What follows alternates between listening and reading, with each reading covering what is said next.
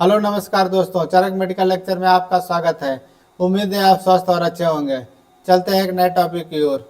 आज का टॉपिक है एपिलेप्सी यानी कि मिर्गी। मिर्गी क्या है, इसके लक्षण क्या है, इसका कारण और डायग्नोसिस और उपाय। अब चलते हैं सीधे टॉपिक की ओर। मिर्गी क्या है अथवा एपिलेप्सी क्या है। मिर्गी एक मस्तिष्क रोग है जिसमें दिमाग की असामान्य विद्युत गतिविधि के कारण बार बार दौरे पड़ना, इसे एपिलेप्सी अथवा मिर्गी कहते हैं। दोस्तों समझ गए होंगे शायद।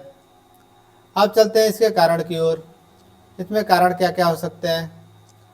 सिर में चोट लगना, स्ट्रोक आना, दिमाग का संक्रमण होना, एक आनुवंशिक कारण होना, कभी कभी अज्ञात कारण भी हो सकते हैं। ये तो थे इसके मुख्य कारण। अब चलते हैं इसके लक्षण की ओर। लक्षण क्या क्या हो सकते हैं। अचानक झटके लगना, बेहोश होना, खाली घूरना, भ्रमित होना, नियंत्रण खो देना इत्यादि, ये इसके थे मुख्य लक्षण। अब चलते हैं टाइप की ओर अथवा प्रकार की ओर। Generalise seizure, whole brain affected, मतलब पूरे दिमाग के को इफेक्ट करता है अथवा प्रभावित करता है। Focal scissor, only one part of the brain affected, केवल दिमाग के एक हिस्से को प्रभावित करता है। ये तो थे इसके प्रकार। अब चलते हैं डायग्नोसिस की ओर। डायग्नोसिस में क्या क्या टेस्ट करा सकते हैं। ब्लड टेस्ट में सीबीसी, इलेक्ट्रोलाइट, ये टेस्ट करते हैं, जिससे पता चलता है कि सोडियम पोटेशियम लेवल, एचबी और टीएलसी अथवा इन्फेक्शन कितना है। ईईजी, एमआरआई, ब्रेन से पता चलता है कि कौन से नस में ब्लॉकेज है और कौन से हिस्से में है। उसे आधार पर, या गांठ है, उसी आधार पर निर्णय लेकर मेडिसिन से पेशेंट ठीक होगा अथवा सर्जरी की आवश्यकता पड़ेगी, निर्णय लिया जा सकता है। Medical history to diagnose epilepsy. अब चलते हैं ट्रीटमेंट की ओर।